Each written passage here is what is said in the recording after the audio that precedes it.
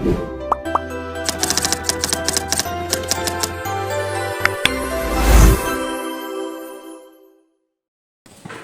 baik teman-teman, untuk perkuliahan hari ini kita mulai ya. Bismillahirrahmanirrahim. Assalamualaikum warahmatullahi wabarakatuh. Waalaikumsalam warahmatullahi wabarakatuh. Baik, selamat pagi semuanya.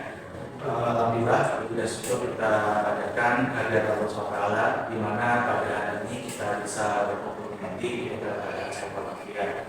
Baik, teman-teman, untuk hari ini kita akan membahas tentang yang namanya enkapsulasi.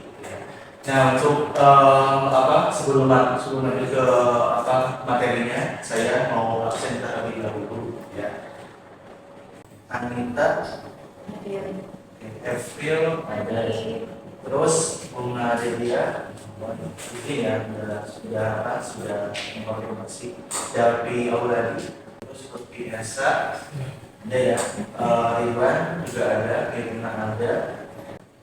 Ya, ada beberapa dari teman-temannya sudah masuk di kelas Alia sama yang kelas malam gitu ya.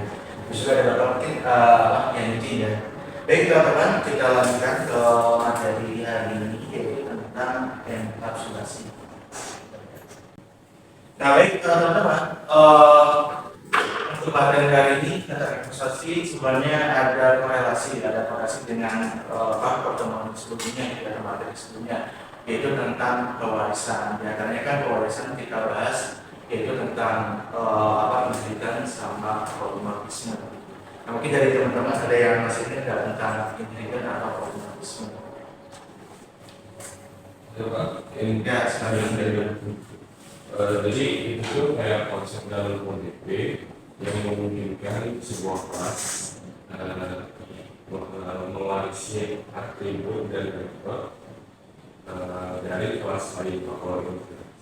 Oke, untuk selanjutnya ini dari polimorisme ada yang masih ingat mulai Menurut saya, polimorfisme adalah pengembangan suatu objek atau bentuk atau metode yang memiliki banyak bentuk. Jadi terkait dengan waris ini itu pewarisan nanti ada hubungannya dengan dengan enkapsulasi ya, karena di sini kita bahas yaitu terkait dengan akses pada enkapsulasi. Jadi ada beberapa komponennya yang dimana ada default, private, lalu sama protected. Sebenarnya default sama private itu hampir sama ya, cuman perbedaannya dari cara pendeklarasiannya aja. Nah, baik teman-teman, kita pembahasan kali ini yang pertama kita akan bahas tentang definisi enkapsulasi, kontrol akses pada enkapsulasi di mana ada akses default, private, lalu sama protected. Ya. Nah, baik yang pertama kita akan bahas tentang definisi enkapsulasi. Jadi enkapsulasi itu apa? Jadi enkapsulasi itu dalam bahasa pemrograman objek jadi suatu cara bagaimana menyembunyikan sedemikian rupa suatu proses di dalam sistem. Nah, tujuannya untuk apa ya? Hal ini guna untuk menghindari interferensi dari luar sistem dan juga lebih untuk menyederhanakan sistem itu sendiri. Contohnya kalau misalnya kita analogikan ke kehidupan sehari, misalnya kita lagi menonton televisi, gitu ya. Nah, dimana kan pada saat menonton televisi itu ya secara prosesnya kita nggak tahu ya, misalnya kan kita menyalakan televisi pakai remote. Nah, secara prosesnya di dalamnya kita nggak tahu dan nanti prosesnya seperti apa, dan juga kita sebagai mungkin penggunanya kita nggak mau tahu juga, dan yang terpenting secara fungsinya yang sudah sesuai gitu ya. Nah, dimana hal tersebut adalah dimana di dalamnya ada proses yang mungkin rumit dan ketika dalam penggunaannya yang menjadi sederhana. Nah, itu adalah sebuah proses menyederhanakan sebuah sistem.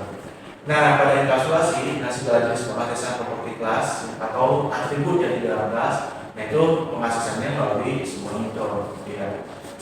Terus selanjutnya, cara kerja enkapsulasi itu ya tadi ya prosesnya yang mencegah kelas dari kelas variabel yang sedang dibaca itu dimodifikasi oleh kelas yang lainnya.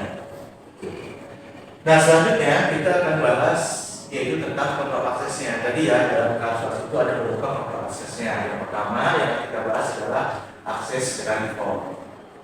Nah, variabel atau metode bisa dideklarasikan tanpa kontrol akses modifier yang tersedia. Nah, ini ya, jadi dari kalimatnya variabel atau metode bisa dideklarasikan tanpa kontrol akses. Maksudnya kan ketika misalnya teman-teman membuat sebuah variabel kelas atau metode kan ada modifiernya ya. Modifier itu bisa berbentuk public, private atau public. Nah, kalau di sini teman-teman lihat ada contoh kita bikin kelas namanya kelas itu. Ada juga kelas satunya lagi ada namanya kelas menipu. Dan bisa teman-teman lihat yang pertama di kelas tidak ada pendeklarasian modifiernya atau model aksesnya. Terus juga di atributnya ada atribut C itu juga sama, tidak ada pendeklarasian modifiernya. Nah sebenarnya akses default ini sama dengan akses public, gitu ya. Cuman bedanya cara pendeklarasiannya. Nah untuk default itu ketika kita tidak mendeklarasikan suatu model akses atau modifier pada kelas atribut atau metode, nah maka si kelas tersebut, atribut tersebut sama metode tersebut itu otomatis menjadi akses public. Ya, jadi sudah default sama dengan public. Bedanya cara pendeklarasian aja. Jadi untuk akses default itu ya tidak ada pendeklarasian secara tertulis atau tulisannya di dalam kodenya. Jadi ketika kita menuliskan secara langsung tanpa modifier misalnya kelasnya, atribut atau metodenya, itu secara otomatis menjadi akses public gitu. Nah, di mana ketika kita mendeklarasikan suatu modifier yang modifier itu bentuk public gitu ya, berarti data-data pada kelas tersebut itu bisa diakses di kelas manapun, di luar kelas ataupun kelas itu posisinya di luar package, itu bisa diakses secara langsung. Nah contohnya di sini kan di kelas itu ada atribut C, dan di mana atribut C ini ya kita bisa akses dengan cara menjalankan atau menampilkannya ya dengan fungsi objek. Nah di sini kan ada tambah itu kan objek dari kelas itunya. Ya, berarti kan di sini ketika kita menuliskan objek dan juga atributnya, ya berarti secara secara konsep ya kita bisa mengambil secara langsung ya data dari kelas ini. Nah contohnya kan ketika kita mau mengambil suatu nilai, tadi yang di sini ada kelas C ya, kelas C terus atributnya integer, terus misalnya C-nya sama dengan berapa? 8. Nah kan kalau kita mengambil data secara langsung di luar kelas, ya itu kan kita bisa bikin objeknya dulu gitu ya. Nah tadi kan ada di namanya kelas itu, berarti kita tuliskan nama kelasnya dan nama kelas itu. Nanti kan kita bikin sebuah objeknya, objek dari kelas mana. Terus selanjutnya kita tulis lagi nama kelasnya. Gitu ya. Nah setelah itu kan ketika kita mau masuk secara langsung, kita tinggal tulis aja ya di sini at. Terus ya kita tulisin si atributnya C gitu. Nah setelah ini gitu ya, dan berarti kan si C ini ketika ditampilkan artinya melalui sebuah function yaitu sistem mapping. Nah maka kan secara tidak langsung ya kita mengaksesnya secara langsung dari kelas main itu ke kelas itu. Gitu. Dan jadi ketika misalnya si data pada suatu kelas tertentu kita dikalikan default, maka secara otomatis itu menjadi public, dan public itu bisa diakses di luar kelas ataupun di luar package-nya gitu ya. Itu yang pertama ya, terkait dengan akses default. Nah terus selanjutnya ada yang namanya akses private gitu ya. Nah, akses private itu apa sih gitu ya. Nah tadi kan kalau default itu suatu di mana suatu kelas kita deklarasikan public atau default, dan juga metode dan juga atributnya. Nah maka nanti data pada kelas tersebut kita bisa akses ya di kelas manapun. Nah berbeda dengan tadi yang default atau public. Nah private di sini berarti ketika kita mendeklarasikan suatu atribut atau metode gitu ya dengan modifier atau dengan akses private, nah maka atribut tersebut tidak bisa tidak bisa diakses secara langsung oleh kelas lainnya atau di luar kelas gitu ya. Jadi yang hanya bisa mengaksesnya yaitu ya kelas itu sendiri. Nah contoh di sini ada namanya kelas mahasiswa.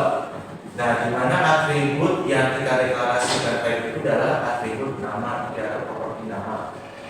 Nah nama ini kita tidak bisa akses secara langsung di kelas main gitu ya. Nah teman-teman bisa lihat di sini untuk mengambil atau mengakses suatu atribut, dan di sini menggunakan yang namanya metode, ada metode get nama gitu ya.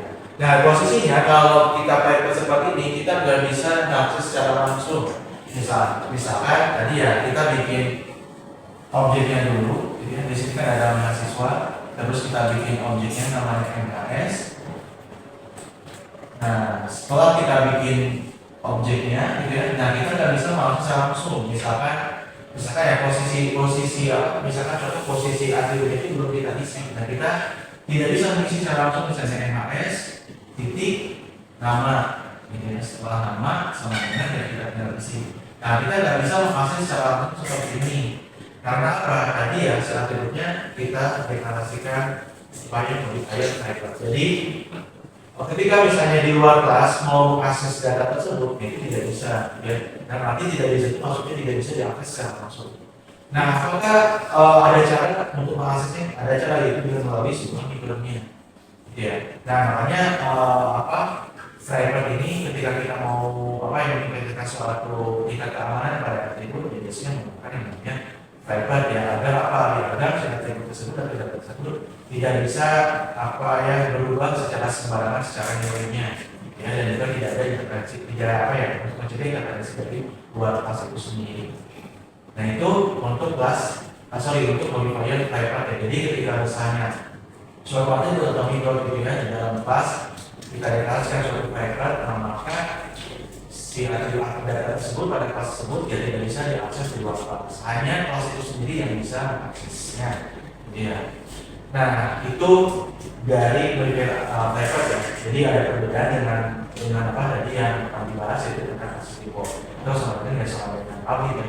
Mana public itu bisa diakses dimanapun, sementara type itu hanya bisa mengaksesnya secara langsung hanya kelas itu sendiri.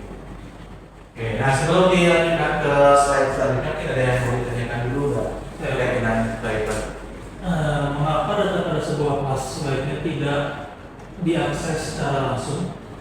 Oke, nah ini kan tadi ya ada hubungannya dengan akses type karena tadi ya di luar kelas tidak bisa mengakses secara langsung. Nah sebenarnya tidak semua juga data yang tidak bisa diakses langsung. Ada data yang memang harus diakses langsung, ya. Nah, ada juga data-data yang memang tidak bisa diakses langsung karena berbagai faktor. Yang pertama, faktornya apa, gitu ya? Ya tadi ya, yang pertama untuk tingkat keamanan itu sendiri. Misalnya ada data yang sangat riskan, gitu ya. Misalnya data nasabah, gitu ya, atau misalnya data saldo, gitu ya, itu sangat riskan. Jadi kenapa ada waktu tadi ya pertanyaannya, kenapa sih kita nggak boleh langsung mengakses suatu atribut, gitu ya? Atau masih ada beberapa atribut yang itu bisa diakses secara langsung, gitu ya. Nah, itu tujuannya yang pertama mengenai tentang keamanan datanya. Terus yang kedua dengan kita tidak bisa mengakses data secara langsung, ya. Berarti kan bisa mengaksesnya datanya melalui sebuah metode. Nah, berarti secara perubahannya itu bisa terkontrol, ya, atau bisa dapat terkontrol secara perubahannya. Nah, makanya ada beberapa metode yang memang perlu untuk bisa tidak diakses secara tidak langsung, gitu ya. Nah, contohnya ya kita mengintegrasikan pada OOP untuk atribut, untuk misalnya kita mau mengintegrasikan tingkat keamanan, kita bisa menggunakan atribut. Oke, ada yang mau ditanyakan di slide sebelum kita ke slide selanjutnya? Kalau nggak ada, kita next dulu ya. Nah, selanjutnya kita bahas tentang akses publik. Ya. Nah, untuk akses publik tadi sebenarnya sudah disinggung juga ya pada saat kita membahas akses default. Jadi akses publik itu tadi ya, ketika kita mendeklarasikan suatu atribut atau metode, gitu ya, dalam arti yang tersebut misalnya atau atribut tersebut mau bisa diakses secara langsung oleh kelas lainnya. Nah, pada perbedaan tadi adalah akses publik dengan default itu perbedaannya dari cara kita mendeklarasikannya. Nah, di sini kan bisa terlihat contoh di metode ini. Nah, kita tuliskan kan deklarasi publik. Berarti kan metode ini bisa diakses di kelas manapun, ini mau di luar kelas ataupun di luar kelas. Nah, perbedaannya cara mendeklarasikannya aja. Kalau default kan kita tidak mendeklarasikan modifiernya apa, ya. mau itu private, protected atau public. Nah kalau di public kita mendeklarasikan, kita tuliskan tuh keyword public sebelum kelasnya ataupun sebelum atributnya atau sebelum metodenya. Itu cara berbeda, tapi secara fungsinya sama. Jadi secara fungsinya sama. Yaitu tadi ketika kita mendeklarasikan suatu atribut atau metode dengan public, ya maka data tersebut atau atribut tersebut bisa diakses di kelas manapun. Oke, nah itu mungkin yang perlu ditanyakan lagi terkait dengan pembahasan ini. Apakah atribut yang public bisa diakses di luar package? Nah, oke ya. Nah itu mungkin jadi pertanyaan juga, gitu ya. Nah, kan tadi kalau misalnya kita contohin dari dua contoh yang tadi kan ada dua kelas. Otomatis dua kelas itu pasti package yang sama. Nah sekarang apakah mungkin tadi bisa diakses? Ya bisa kan, cuman ada apa ya, ada cara tertentu. Jadi caranya mudah aja ya, simple. Nah jadi ketika kita mau akses suatu data di kelas yang lain yang sifatnya yang di kelasnya public ya, tapi posisinya kelas yang mau akses itu di luar package, misalkan di luar package tersebut. Dan kita bisa ya dengan cara importkan dulu, kita importkan dulu dengan cara kita import, terus kita tinggal tulisin nama package-nya, nama package yang yang mau kita akses datanya itu, atau kelas yang kita akses itu, ya kelas tersebut ada di package yang mana. Setelah tulisin nama package-nya, baru kita tulisin nama kelasnya. Ya. Nah, setelah kita tulis nama kelasnya, ya kita bisa mengambil data dengan cara tadi ya, misalnya kita bikin objeknya untuk kelas yang mana, nanti kita tinggal akses atribut atau metodenya. Nah, contohnya seperti ini ya. Nah, ini juga sudah terimplementasikan di ketika teman-teman kan sebelumnya pernah mengimplementasikan beberapa library dari Java itu sendiri gitu ya. Yang pertama kan terkait dengan kelas scanner itu juga. Nah itu kan kita importkan kan misalnya menggunakan Java.io gitu ya. Nah seperti itu. Jadi untuk public tadi ya bisa dari dimanapun. Nah cuman kalau untuk yang berbeda package, nah, itu kita importkan dulu nama package-nya apa, terus kita tulis nama kelasnya. Ini ada lagi yang mau ditanyakan terkait dengan akses public.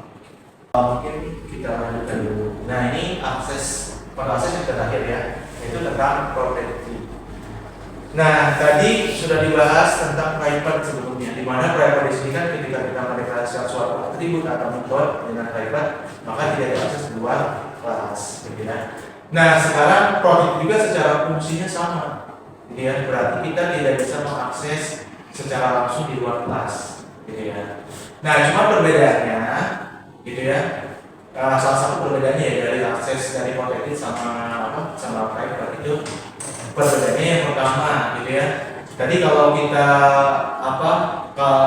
kalau misalnya private itu emang kita kamarnya tinggi, gitu ya. Jadi tidak bisa diakses di luar kelas. Ya satu-satunya cara tadi dengan menggunakan yang namanya mikro. Nah berbeda dengan protected, gitu. Protected itu ya sebenarnya secara teknik tidak bisa atau secara langsung tidak bisa diakses di luar kelas. Ya cuman ada pengecualian, gitu ya.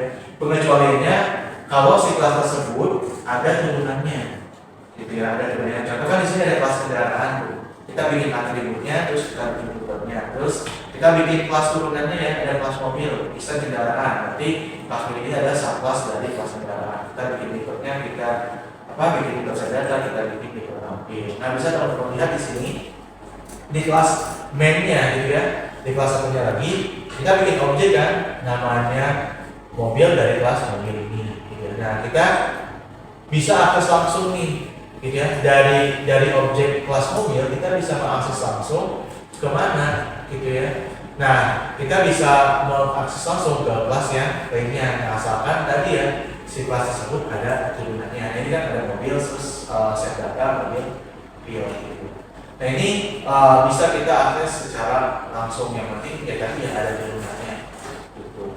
Nah jadi perbedaan antara private ya satu-satunya atau salah satunya itu dari ketika misalnya private itu tidak bisa di luar kelas, tidak bisa secara langsung gitu ya. Nah cuman satu-satunya cara tadi dengan cara mengakses metodenya atau menulis metodenya. Nah kalau untuk protected properti bisa diakses dua kelas asalkan ada pengecualian ada kelas turunannya atau yang dia mau masuk itu adalah kelas turunan dari kelas tersebut. Ini untuk akses proteknya. Nah, sebelum kita lanjutkan ke contoh atau case dari enkapsulasi, mungkin ada yang mau ditanyakan juga terkait dengan protokol akses tadi atau yang berkaitan dengan pembahasan yang tadi sudah dibahas. Oke, silakan ya. Kalau mau nanya, kenapa lebih bisa menggunakan rapid daripada protein? Oke ya. Tadi kan sudah dibahas juga mengenai tentang mungkin kelebihan ya ketika sebelumnya dari fiber atau protein. Nah, baik, kenapa sih disarankan menggunakan fiber tadi? Yang pertama, secara tingkat keamanan itu ya fiber itu lebih tinggi, gitu ya. Karena kenapa? Tadi ketika misalnya kita menetapkan suatu akses kontrol fiber di dalam atribut, gitu ya, atau komputer, berarti tidak bisa diakses di kelas yang lainnya ya. Nah, kalau dan berarti yang bisa kita aksesnya melalui sebuah mikro. Nah, makanya ketika kita membuat sebuah mikro yang tersedia untuk pengaksesan yang tadi ya yang sudah disampaikan, kenapa secara teknis gitu ya kita bisa mengontrol secara perubahannya atau perubahannya itu dapat terkontrol gitu. Nah, makanya tadi ya kalau fiber itu ya mikronya sudah disediakan. Tapi secara konsep objek itu sebenarnya kalau atribut yang mungkin kita implementasikan secara keamanan dan ya pada umumnya atau biasanya kita mendeklarasikan private ya. Nah, protected itu ketika misalnya kita butuh suatu pewarisan, itu baru kita implementasikan si protected ini ya. Nah, seperti itu. Jadi kenapa sih harus lebih direkomendasikan gitu ya? Contohnya yang berkaitan tadi khususnya dengan atribut atau data pada satu kelas, menggunakan data tadi bisa tingkat keamanannya lebih tinggi dibandingkan kolektif. Karena pada dasarnya dari OP itu jawab atribut itu ya lebih baik tadi ya. Tapi kalau perlu pemeriksaan yang menggunakan kolektif. Oke, ada lagi yang mau silakan kalau ada yang mau ditanyakan berkaitan dengan pembahasan yang sudah ini. Tadi yang sudah dikatakan kan soal protein sama fiber ya Pak. Tapi kalau pembahasannya perbedaan antara protein sama fiber itu apa? Oke, perbedaan secara secara akses dari beberapa kalau ini kan salah satunya ya. Nah, mungkin kita gambarkan misalnya saya di sini fiber. Nah, di sini saya tulisin protein kitnya. Nah, yang pertama misalkan apakah bisa diakses di kelas yang sama. Nah, ini kan kalau apakah private atau private bisa diakses di kelas yang sama, itu kan semuanya bisa. Nah, sekarang apakah bisa diakses di luar kelas? Dan nanti masuk di luar kelas itu bisa diakses secara langsung, gitu ya. Nah, kalau untuk private kan nggak bisa, nah sebenarnya proyek juga nggak bisa. Nah, tapi pengecualian ya, ketika misalnya si kelas tersebut memiliki pewarisan, itu bisa, ya. Nah, di sini kalau ketika ada turunannya atau memiliki turunannya, ketika memiliki turunan, ini bisa diakses secara langsung. Ya, nah ini bisa diakses langsung. Nah, terus selanjutnya bisa juga apakah bisa diakses di luar package, gitu ya, di luar package. Nah, ini juga pasti tidak bisa ya, karena secara konsep juga di luar kelas juga tidak bisa, tapi di luar package-nya. Nah, kalau ini gimana ya, juga nggak bisa, tapi ya apakah ada memiliki kelas sebelumnya? Tidak, kalau ada memiliki kelas sebelumnya ya bisa aja diakses secara langsung ya. Nah, makanya tadi kalau atribut itu untuk tingkat keamanannya ya biasanya menggunakan private, tapi kalau kita perlu pewarisan di sini, khususnya inheritor ya, kita bisa menggunakan yang namanya kolektif. Jadi ada perbedaan secara konsep atau fungsi dari private sama kolektif. paling kalau bisa secara langsung pas SMA responnya bisa. Biasa ada akses di luar kelas, ya sebenarnya sih nggak bisa. Tapi bulan coba kalau ada kelas itu pun sama ya, ini juga sama. Nah ini lanjutkan ya, ini ada contoh case dari enkapsulasi. Nah ini yang bisa menyebabkan manajemen data, karena itu nasabah harus selalu harus disembunyikan menggunakan yang namanya enkapsulasi. Nah sampai sini kan pasti belum data gitu ya. Nah terus kemudian akses dilakukan melalui sebuah method, misalnya kita mau membuat sebuah method yang namanya store sama lain. Nah ketika ada sebuah sistem, contohnya sistem ATM, nah tersebut masalahnya apa sih ketika misalnya kita tidak menggunakan yang namanya enkapsulasi? Kalau bisa terima sembarangan dan sistem tidak aman. Ya itu ya, diantaranya tadi saldo bisa diubah sembarangan. Nah, iya. Karena ketika kita tidak menegasikan, contohnya misalnya tadi ya kita menggunakan driver kan, otomatis ketika saldonya apa yang tidak menggunakan atau tidak dibatasi pengaksesannya gitu ya, nah, berarti bisa aja ada intervensi dari luar itu sendiri. Dan masalahnya apa yang bisa muncul tadi ya, saldonya bisa aja berubah, atau bisa berubah secara sembarangan. Terus tadi ya pasti kalau saldonya menjadi riskan gitu ya, kalau jumlah saldonya jadi bertambah itu alhamdulillah ya. Cuman kalau berkurang atau malah jadi minus, itu yang menjadi yang menjadi masalah, jadi sangat riskan dan yang mengakibatkan ya sebetulnya tidak aman. Itu selanjutnya apalagi kita bisa tambahin, atau ya tadi ya bisa aja tadi karenanya saldo berkurang bisa menjadi minus, datanya jadi minus kan nggak mungkin itu ya saldo minus gitu ya. Nah itu kan masalah yang bisa muncul terjadi gitu ya. Nah selanjutnya dengan masalah itu bodoh amat kan tadi ya, secara mungkin solusinya ya kita bikin kita bikin hak akses dari si data tersebut, dan kita bikin tingkat keamanannya yang bagus gitu ya, yang nanti si data tersebut tidak bisa diakses secara langsung atau tidak ada versi dari luar kelas itu sendiri gitu. Nah sekarang manfaatnya apa ketika kita menggunakan yang namanya enkapsulasi? Yang pertama itu menyembunyikan nasabah, dan yang kedua mengontrol proses transaksi. Nah itu juga bisa, karena kan tadi ya tidak ada intervensi dari luar. Jadi yang berkaitan dengan data saldo, nah itu bisa hanya satu-satunya cara yang bisa diakses melalui sebuah mikro. Jadi misalnya kita membuat mikro transaksi, contohnya seperti itu.